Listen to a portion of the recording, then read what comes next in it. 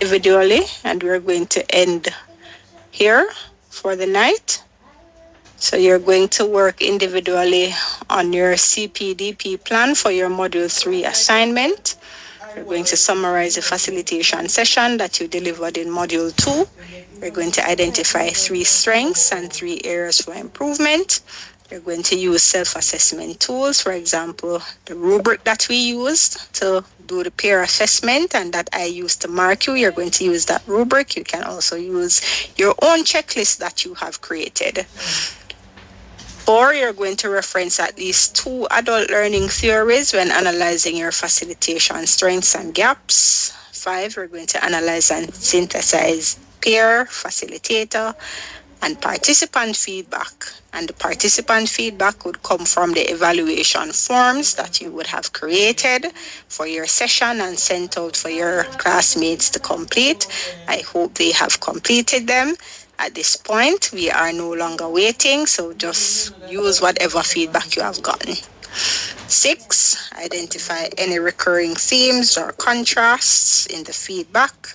And 7, discuss how this feedback informs your growth priorities. Please take a screenshot of this so that you remember what you should be doing as we close out. When you've taken your screenshot, please say, go ahead, Jordanie. Just a quick question, Miss. Go, Jordanie. I want them to take the screenshot, and then after they take it, they say, go ahead, Jordanie, so that you can go. So as soon as one of your classmates say, go ahead, Jordanie. Go ahead, Jordanie. Thank you, Stacey. Okay, thank you. Mm-hmm. Thank you. Just a quick question. So, what we're doing right now, let me see, okay. Is it like a paragraph-based format? Yes, it is. It's essay type. Okay, thank you. Yes. Is it supposed to be like a reflective or reflection paper? Yes. So you're reflecting and also you're planning. Thank you. You're welcome. All right. So, Stacey, and go ahead. Okay. All right. So, my question is the portion that says self-assessment tools. Should I be creating a checklist for myself and complete it? Right. So for the self-assessment, you're going to assess yourself based on the class rubric that we used. So that same rubric that you used to do your peer evaluation, you're going to use that to do a self-assessment. Okay? Okay, so I'm going to complete that and attach for it yourself. Right, and attach it to my work. You cannot fix it as an appendix, but what I really want you to do is to explain why you would have graded yourself that way. Okay, because then if I don't affix it, how would you know what I would have graded myself? So let me make a note. Yeah, you can affix it as an appendix. That's fine. Okay, I have another affix as appendix. All right, next question. So the assignment says identify 3 strengths and areas for improvement. Are these the same areas for improvement that I will outline for number 8 when I'm creating that table for my professional growth? Or I have to come up with different areas that I need to improve? Name areas.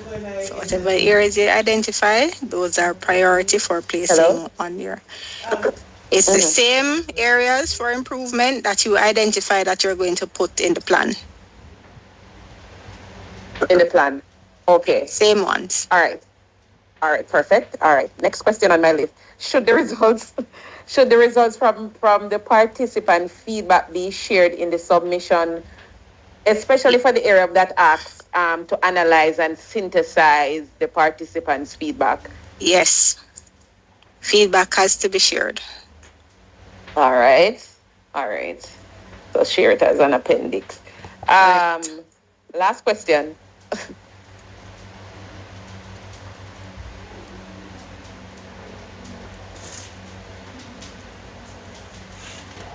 You're not talking, Stacey. Oh, I'm sorry.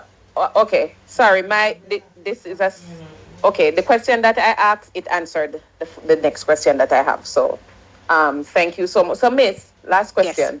So, since we know, consider now that we have to affix 2 things to our appendix, so that counted in our 5-page submission, No. or that is separate and apart? No. Okay. So the cover page, your reference page, and you do need a reference page because you're going to be citing at least 2 adult learning theories. So you need to cite those 2 adult learning theories. So your cover page, your reference page, and your appendices are not counted in the 5 pages. The 5 pages are just your essay and your plan, your CPD. Okay, that cleared all my questions. Thank you so much, Ms. Carter. You're welcome. Go ahead, Marsha. Okay, Miss. So this is almost similar to the reflection that we did in micro teaching, Miss. Kinda. The kind of, all right. Kinda-ish. All right. Okay, Miss. So for the participant feedback, Miss, I understand you said that would be a part of the appendix. So is it that we would have to get like participant feedback from the rubric that we would normally use for peer feedback? That's the one that we should get it from? No, no, you should get it from the evaluation form that I advise you to complete for your session that you did. That's where you're getting the participant feedback from. Okay, so can that form with whatever response just be added to the appendix as the But you have to rubric talk that was about mentioned? it. You have to talk about it, find a way to integrate it into your reflection. Okay, and still add it just the same. Yes, so you add it as an appendix, but you have to And talk integrate about- the information, synthesize the information, and talk about it in the body of your essay. Okay, Miss. All right, thank you. You're welcome. Can I add something, Ms. Carter? So, Sure, go right ahead. Marsha, remember when I messaged you, your peer, you and your partner for the evaluation Yes, form, the that participant? Yes, I sent it out in the group for each day that we had micro training, so that everybody would get an opportunity to give feedback. So you should have the results. Given that because I know not all, most people would have completed those evaluations, then you would have the results from that as feedback. For you So to those use. results. So those results would be combined then and then discussed in the essay. Right, you see the part that says analyze and synthesize peer, facilitator, and participant feedback. I think that's number 5. So because Yes, I we've see that shared one. those evaluations in the group and most persons completed it, so you'd be able to go to those Google Forms and see the results, and you'd be able to analyze it and add it to your work. Yes. All right. Thanks, Stacey. Thanks, Miss. You're welcome. All right, so let's just go through the assignment quickly. And if there are any further questions after we're finished, you are free to ask. Now, based on the training delivery simulation implemented for Module 2, reflect on your development as a facilitator. Evaluate your strengths and growth areas using feedback and self-assessment, and develop a continuous professional development plan, CPD. So you are going to align it with your goals as a trainer, and be sure to 1, summarize the facilitation session you delivered in Module 2. 2, identify 3 strengths and 3 areas for improvement. 3, use self-assessment tools, example rubrics, checklists. 4, reference at least 2 adult learning theories when analyzing your facilitation strengths and gaps. 5, analyze and synthesize peer evaluator and participant feedback. 6, identify any recurring themes or contrasts in the feedback. 7, discuss how this feedback informs your growth priorities. 8, outline 3 SMART goals for your professional growth in facilitation. For each goal, provide 1, rational based on reflection and feedback. 2, specific action you will take. Example, if you're going to participate in some CPD workshops, if you're going to do some mentorship, observations, practice, resources, etc. And this list is not exhaustive. These are just a few examples. Also include your timeline for achievement, and also make sure that you have evaluation metrics. At least one metric per goal should be driven, that should be data driven. Example, survey results, participation rates, etc. 5, present this section in a table format. So one column must be a goal, another column must be the rationale, another column should be the action steps, another column should be the timeline, and another column should be your evaluation metrics. So go ahead and create your table. Also, please make sure that you try to stick within the 5 pages region, and as I mentioned earlier, the 5 pages do not include your cover page, does not include your reference page, it does not include your appendix. Also, make sure that you use the APA 7th edition format and do submit your assignment via MyDLE by the due date, and the due date is July 13th. In terms of the rubric, this is how your assignment will be scored. So we're looking, first criterion is self-assessment and analysis. Do ensure that you demonstrate a thorough and insightful self-assessment with specific examples and detailed reflection on feedback. Make sure that you accurately identify your strengths and your weaknesses. That is 30 marks. That is the most marks awarded on this essay. Also, in terms of the use of feedback, that is the second criterion, do ensure that you synthesize the feedback effectively. Make sure that you identify the recurring themes, make sure that you link it to your growth plan, and make sure that you tie it directly to Module 3 competencies, for example, handling complex scenarios. And in case you're wondering what the Module 3 competencies are, those are stated on the course outline. So go back to your course outline, look at the competencies that fall under Module 3.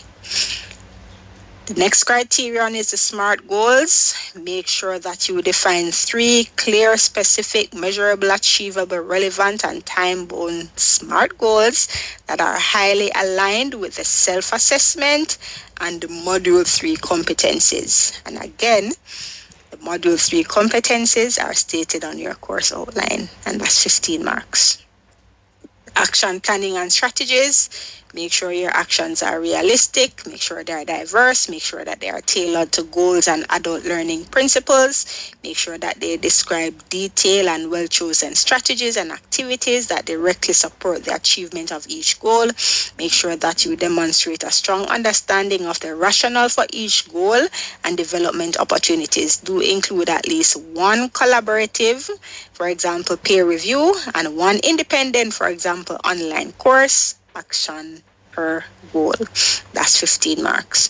For the timeline, which is the next criterion, make sure that you develop a realistic and detailed timeline with specific milestones and deadlines for each goal. Make sure that the feasibility and appropriateness of the timeline is clearly stated. That's 10 marks. Next criterion is evaluation and revision. Make sure that you outline a comprehensive and effective plan for evaluating progress toward goals and revising the plan based on the evaluation. Also ensure that you demonstrate a strong commitment to continuous improvement, and that's 15 marks. And the final criterion is grammar, mechanics, and format. Do ensure that your writing is clear, concise, and error-free. Make sure that the plan is well organized and professionally presented. Make sure that you use the APA 7th edition formatting. Make sure that your work is coherent. Make sure that the structure is done in accordance with APA. Make sure that it is free of grammar and spelling errors, and that's 5 marks. Are there any questions regarding this assignment? Any questions going once? Any questions going twice? Any questions going thrice? Gone. If you do think of any questions, you can always send me an email. So that's what you're going to be working on until 8:30. Go ahead, Stacey. this is not related to the assignment. Just wanting Sure. to find out when is our last class? Wednesday. Your final class for this semester is Wednesday for this class. So your other course, Instructional Development and Design, classes can go up until assessment period is We don't have February that's 12th. Goes up to the 17th. Yeah, that's the last day for all assessments to be done. Because there is no exam for these courses that you are doing, you still get the time up to the 17th, although there is no exam technically. So the Okay, semester so- ends on the 17th. Let's put it that Okay, way. wonderful. So that's the furthest our ICT class could go. Okay, all right. Yes, Thank that's you. the furthest it can go, the 17th. Okay, one last Miss, you mean question. this Wednesday? For this course, the last class is tomorrow, Wednesday. Yes. For this Okay. course, the last class is Wednesday coming. Okay, wonderful. One more question, Miss. So I know you might not have a definite date, but when does our next semester start? First Monday in September. Schools